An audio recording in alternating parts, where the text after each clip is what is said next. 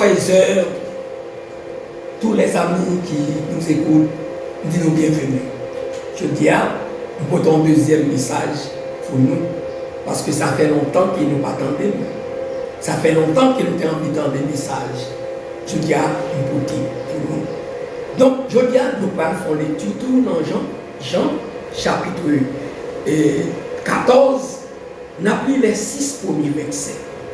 Jean 14, verset 1 à 6. Je lis. Que votre cœur ne se trouble point.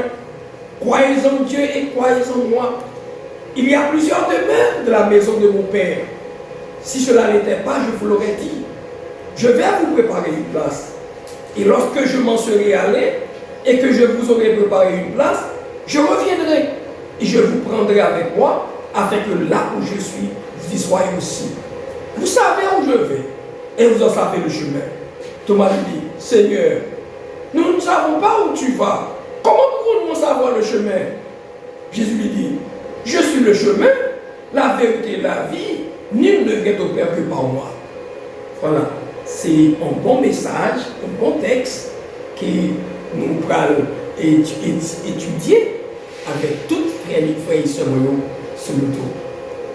Un message réconfortant. Les disciples ont besoin de ce message réconfortant, parce que Jésus va les laisser seuls. Le Seigneur savait que son départ allait causer beaucoup de dégâts, ou encore allait laisser un vide, un trou parmi ses disciples. Et il faut que Jésus se rende auprès de son Père. C'est une obligation. Son travail terminé ici-bas, il doit se rendre auprès de son Père. Ce que les disciples n'avaient pas bien compris, ce que les disciples n'avaient pas espéré. Le texte que nous avons lu fourmille d'idées et de renseignements concernant le voyage ou le départ de Jésus vers son Père. Ce texte a une portée eschatologique extraordinaire et il renforce la foi des disciples ou des croyants. En analysant les 6 premiers versets de ce chapitre, nous découvrons vite l'instruction nécessaire qui s'y découle. Il y a 3 idées que nous voulons partager avec chaque monde qui a écouté, qui a suivi nous sur YouTube. Première idée, Jésus réconforte ses disciples avant de partir, avant de quitter la terre. Jean chapitre 14, versets 1 et 2. Deuxième idée, Jésus promet de revenir. Jean 14, versets 3 et 4. Troisième idée, Jésus réadapte la mémoire de Thomas. Jean chapitre 14, versets 5 et 6. En nous aborder premier point. Jésus, on dit, premier point, Jésus réconforte ses disciples. Il réconforte ses disciples. Jésus se réfère au cœur des disciples. Pour réconforter les disciples, Jésus prend le cœur comme sujet. Que votre cœur ne se trouble point. Le cœur. C'est le cœur, à partir du cœur, que Jésus veut parler.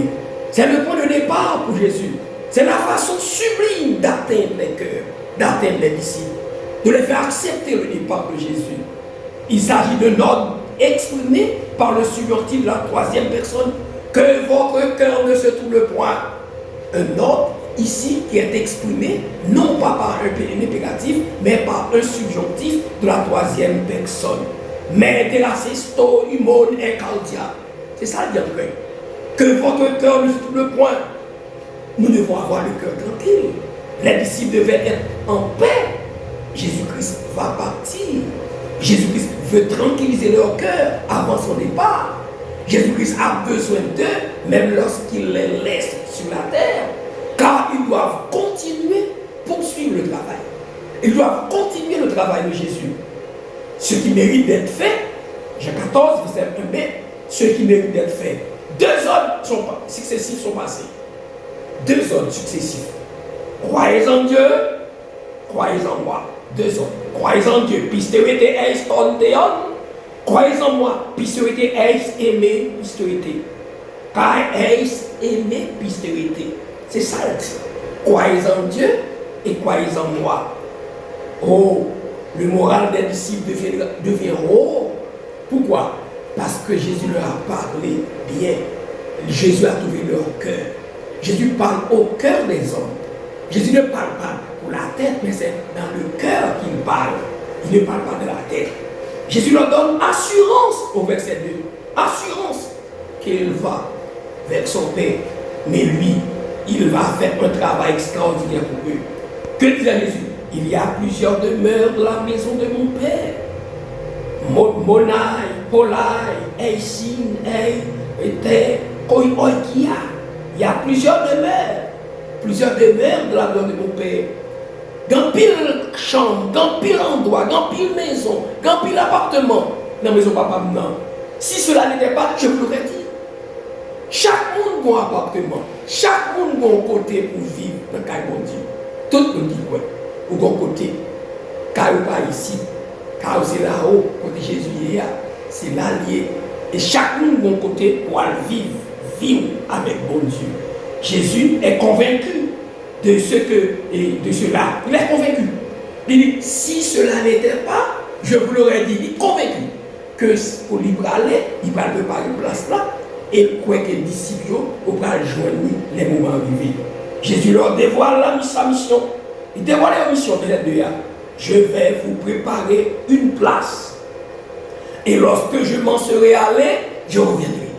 Vous voyez, je vais préparer une place pour nous. Et lorsque je finis de préparer une place là, je vais retourner vers nous. Non seulement Jésus-Christ lui-même, il était réconforté des disciples, mais aussi Jésus promet aux disciples qu'il a retourné. Jean 14, 23 et 4. Jésus se propose une double mission au verset 3. Jésus se propose une double mission. Lorsqu'il s'en va, lorsque la place est prête, il reviendra. Lorsqu'il s'en va, lorsque la place est prête, 3, il reviendra. Quel est le but? Le but du départ est précis au verset 3. Là où je suis, afin que vous y soyez aussi. Côté Mia, c'est là, na pied. M'a fait ça pour que nous-mêmes, côté Mia, pour nous venir joindre moi. Son parole de réconfort. Jésus allait, mettre l'aller, il prend devant, la préparer place pour nous. Il dit, côté Mia, c'est là, na pied. Pour le moment, nos combats que nous faisons, c'est pour nous continuer le travail là. Continuer à prêcher l'évangile. Faire ça là, guérir malade. Jésus ne pas seulement prêcher, parler. Jésus fait guérison, guérir malade. Les disciples ont été bien instruits, ils étaient bien formés, ils étaient formés par le maître. Ce n'est pas n'importe quel maître, leur Seigneur. Il dit, vous savez où je vais. C'est parce que Jésus formé, Jésus dit côté le bras. Il dit, vous savez où je vais. Et vous en savez le chemin. Où compte le chemin? Où compte le chemin? Dieu n'est pas ignorant. Ils ont instruit de l'endroit où Jésus allait. Et c'est là que vous aller. Ils vont servir bon Dieu. Ils vont servir Jésus. Ils sont bien formés et ils sont bien éduqués. Ou encore, ils sont aptes à faire le travail que le maître leur donne de faire. Donc Jésus promet de retourner. La tournée, mais il forme les disciples, la préparer place pour nous. Non seulement il promet la retourner, mais aussi Jésus rappelle à la mémoire de Thomas. Jean 14, 5 et 6. Thomas a des problèmes. Thomas semblait ignorer ça, Jésus dit. Thomas dit, Seigneur, nous ne savons où tu vas. Comment pouvons-nous savoir le chemin? Pourtant, Thomas est avec le chemin. Thomas dans le chemin, il va connaître ça. Comment nous connaissons le chemin? Jésus va répondre. Jésus s'émerveille de dire, Jean 14, 6. Je suis le chemin, Thomas. Je suis la vérité et la vie. Je suis le chemin, je suis la vérité et la vie. Elle dit, nul ne vient au Père que par moi. Ne que venir seulement. Ne que. Nul ne vient au Père que par moi. Ne que, l'expression ne que venir seulement. Personne, pas qu'à joindre mon Dieu, seulement c'est pas moi-même, pas de nous. Jésus a l'unique chemin. L'unique chemin incontournable qui mène vers Dieu. Personne ne va au Père si ce n'est pas lui, Jésus. Il est allé directement vers le Père. Jésus est la personne ou le guide indispensable qui mène à Dieu, qui mène au ciel. Nous-mêmes qui besoin à l'ancienne, nous voulons vivre la vie avec bon Dieu, nous besoin suivre Jésus. Nous voulons prendre Jésus. Jésus réconforte que votre cœur ne se trouble point. Croyez en Dieu et croyez en moi. Bien-aimés frères et sœurs, le message de Jésus aux disciples était fortifiant. Ce message était réconfortant. Dans ce message, Jésus leur a rappelé les enseignements, les leçons qui leur ont été données devant les troubles, devant les menaces, devant les circonstances adverses.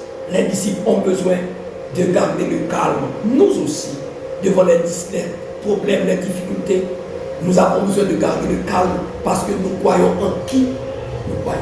Nous croyons dans le Dieu suprême, en Jésus-Christ, qui est allé nous préparer une place dans le ciel. Ainsi donc, frères et sœurs, Jésus réconforte ses disciples avant de partir. Jésus leur promet de revenir. Et Jésus réadapte la mémoire de Thomas, qui pensait que il n'y rien plus va rester. Que le Seigneur vous bénisse, frères et sœurs. Que le Seigneur vous guide et vous donne de croire que Jésus-Christ nous aime. Jésus-Christ nous réconforte fort souvent dans les moments difficiles. Amen.